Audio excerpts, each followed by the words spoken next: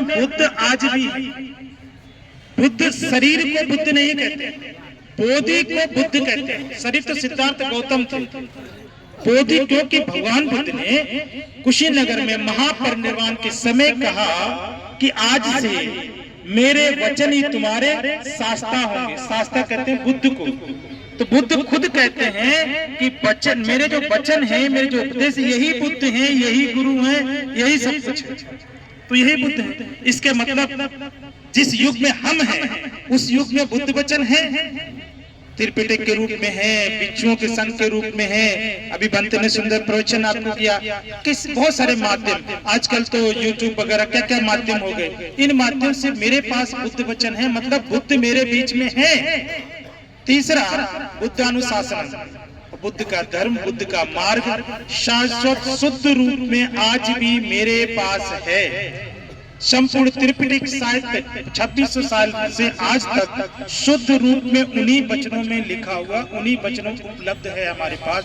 तीनों दुर्लभ चीजें मेरे पास हैं। इसलिए हम कह सकते हैं कि हम बहुत पुण्यवान हैं, हम बहुत भाग्यवान हैं, हम बहुत कुशल संस्कारवान हैं। लेकिन भगवान बुद्ध ही कहते हैं कि यदि कोई व्यक्ति मेरे वचनों का जीवन में एक भी पालन नहीं करेगा, जैसे गुरुजी ने कहा कम से कम एक सील ही कर लो, एक वचन भी पालन नहीं करेगा तो वह मेरे धर्म का धर्म अनुगामी या मेरे धर्म का जो उत्तराधिकारी नहीं हो सकता।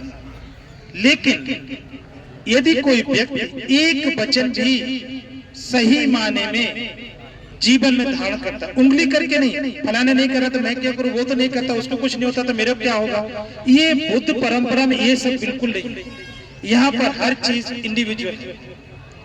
पत्नी कुछ पुण्य कर्म करती है तो पत्नी के लिए पति शेयर नहीं कर सकता।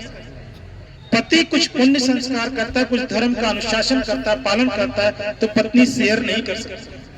जो हम धन कमाते हैं वो नाते, रिश्तेदार, परिवार को सभी शेयर कर लेते हैं, बांट लेते हैं और बाद में उत्तराधिकार के रूप में छोड़ जाते हैं। लेकिन यह एक ऐसा धन है, इसीलिए बुद्ध कहते हैं कि पुण्यं धनं सिद्धं धनं नत्थि। इस संसार में श्रेष्ठ वस्तु धन जो हम भौतिक धन कमाते हैं, इसमें से कोई श्रेष्ठ है तो ये जो बुद्ध के सद्धर्म के मार्ग पर चल करके पुण्य संपत्ति अर्जित की जाती है, वही संसार का श्रेष्ठ संपत्ति है। बाकी सब तो कोई न कोई बांट लेता, चोर भी चुरा सकता है, पत्नी बांट सकती है, पुत्र अगर नहीं किसी ने लिया तो इस काया को छोड़ने के बाद उत्तराधिकार के रूप में किसी न किसी को सौंप के जाना पड़ता है। यही एक संपत्ति ऐसी है जो बुद्ध शासन का पालन करके, सद्धर्म का पालन करके हम अर्जित करते हैं। वो हमारे तीनों का, वो लौकिक और लोकोत्तर, लौकिक सांसारिक जीवन में, सांसारिक जीवन की सुख समृद्धि में वो सहायक होती है, मदद करती है। लोकोत्तर जब तक चित्त निर्वाण गति को प्राप्त नहीं करता है तब तक जहां जहां जाता है उसको लोकोत्तर, लोक के बाहर, तो वहां भी यही संपत्ति काम करती है। ये बाकी चीजें यहाँ कुछ काम नहीं करती क्योंकि यही रह जाती है। इसलिए तथागत सम्यक संबुद्ध ने उन उपदेशों का वचन, उन वचनों का उपदेश किया जो इस संसार के कल्याण मात्र के लिए, ये न तो बौद्धों के लिए है, न शाक्यों के लिए, न किसी अन्य समुदाय के लिए। बुद्ध का एक एक वचन 84,000 धर्म स्कंदों में से एक एक वचन 2600 साल पहले जितना महत्वपूर्ण था, प्रासंगिक था, उपयोगी था और बदला नहीं था, उतना आज भी बुद्ध का एक एक वचन कभी भी परिवर्तित नहीं होता। इसलिए उसको सनातन कहते हैं। बुद्ध वचन कभी परिवर्तन नहीं होता, उसमें वो जैसा है वैसा ही रहेगा, आगे भी वैसा ही रहेगा, क्योंकि सम्यक संबुद्ध है। तो उस बात को कहते हैं जो काल, परिस्थिति, समय, वातावरण, विकास इत्यादि के आधार पर परिवर्तित नहीं होता है। और जो परिवर्तित नहीं होता है पीछे से चला आ रहा है और ऐसा ही चलता रहेगा जब तक ये सृष्टि है। उसी को कहते हैं एस धम्मो सनातनो। हमारे पाली साहित्य में कहा एस धम्मो सनातन, वही धर्म सनातन है, आदि से चला रहा। और जब धर्म की बात करते हैं तो संप्रदाय की बुद्ध बात नहीं करते हैं। जो चीजें प्राकृतिक है, हमेशा से चली आ रही है और महत्वपूर्ण, जो सभी पे एक समान लागू होती है, वो अपने आप को बौद्ध कहता है तो भी उसको उसको उतना ही कल्याण करेंगे, अपने आप को मुस्लिम कहता तो भी कल्याण करेंगे, हिंदू कहता तो ही कल्याण करेंगे। तो उस सबको बुद्ध वचन कहते हैं, वही लोग कल्याणकारी है, वही बुद्ध शासन। अब देखो भगवान ने 5 सील दिया।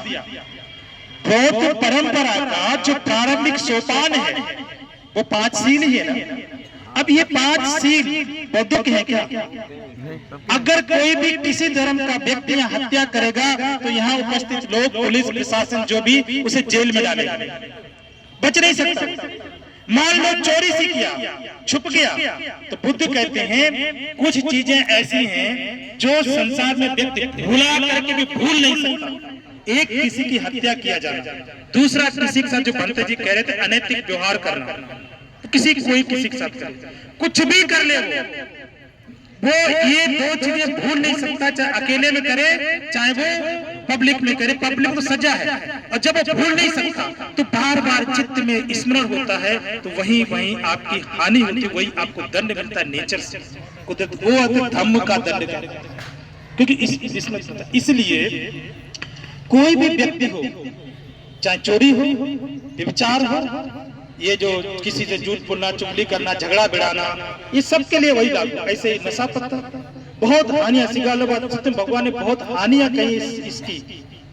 तुरंत धन की हानि, बाद में धन की हानि, शरीर की हानि, बीमारी, डॉक्टर साहब बताएंगे शराब पीने से कितनी हानियां होती है, शरीर पूरा गल जाता है। इतना ही छोड़ो, समाज में जो अनिंदनीय होते हैं, तो भगवान ने कहा जीवन में 8 लोक धर्म जो जीवन को प्रभावित करते हैं, वो एक सील से सब घटित हो जाते हैं। सुख दुख में दुख उत्पन्न होता है, लाभ अलाभ में लाभ ही अलाभ ही उत्पन्न होता है, निंदा प्रशंसा में निंदा ही होती है, यश अपने अपयश ही बढ़ता है। आप शराब, ये सीलों को तोड़ने वाले हैं, आपके साथ कोई मित्रता नहीं करेगा। उसी व्यवहार के लोग कर सकते हैं जो आपको उसी मार्ग पे लेके जाए। आपके घर में कोई शादी ब्याह संबंध इत्यादि के लिए नहीं आएगा, आपकी कोई गवाही नहीं मानेगा, आप पे कोई विश्वास नहीं करेगा। इतना समाज में अपयश बढ़ता है हमारा, इतनी निंदा होती है। और ये इसीलिए ये बेसिक प्रारंभिक चीजें हैं, और ये सभी के कल्याण के लिए हैं। इसीलिए तथागत सम्यक संबुद्ध को विश्व गुरु इसलिए कहते हैं, विश्व के समस्त मानव जाति पर उनका उपकार है। बुद्ध ने वो प्रारंभिक शिक्षाएं दी जो विश्व के समस्त मानव जाति का कल्याण करती हैं, बिना किसी जाति, वर्ण, धर्म, रंग, रूप इत्यादि का भेद किए हुए। वो तो हम हैं, हम कहने बौद्ध धर्म से मेरा, हम बुद्धिस्ट हैं, हम ऐसा बिल्कुल भी नहीं है। बुद्ध का एक एक वचन इस संसार के समस्त प्राणियों के कल्याण के लिए है। तो आज इस स्थान से संकल्प लेके जाएं कि जीवन में मैं क्या हूँ, कुछ नहीं पता नहीं, लेकिन 3 चीजों से सुदृढ़ रहना है। बुद्ध शासन 84,000 है। बुद्ध कहते 3 चीजें आप संकल्प ले लो।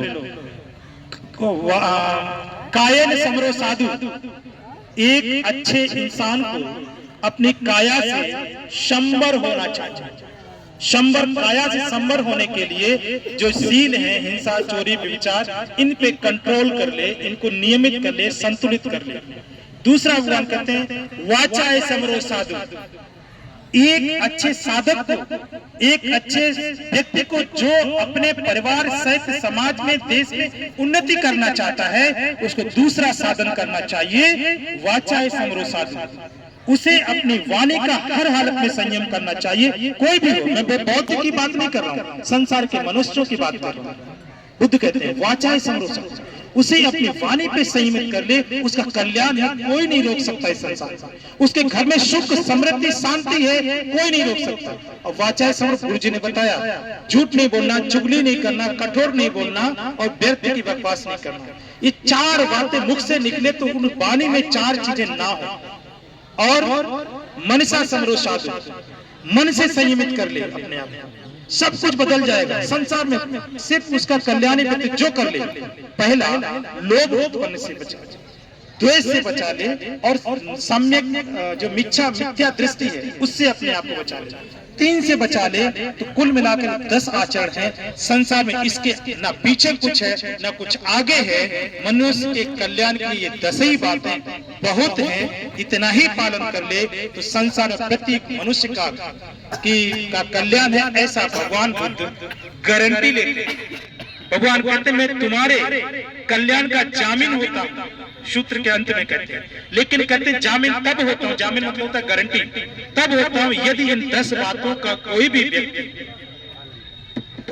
अच्छी तरीके से बिना किसी आलस के उद्योग रहित होकर के इसका पालन कर लेता है तो मैं उसके कल्याण की गारंटी लेता हूं। और बुद्ध हमेशा इस संसार के कल्याण की गारंटी लेते हैं यदि बुद्ध के मार्ग पर कोई चलने का प्रयत्न करता है। खैर मुझे लगता है कि मैं ज्यादा समय ले लिया, मैं बिल्कुल बंद करूं। तो आप सबका बहुत बहुत साधुवाद, मंगल कामनाएं। संसार के समस्त प्राणी सुखी हो, निरोगी हो, स्वस्थ हैं, तथागत बुद्ध का आशीर्वाद बिना किसी भेदभाव के संसार के समस्त वर्ण, जाति, धर्म इत्यादि के लोगों पर पड़ता रहे। जैसे सूर्य सबको प्रकाश देता है वैसे बुद्ध का आशीर्वाद सबको प्रकाशित करता रहे।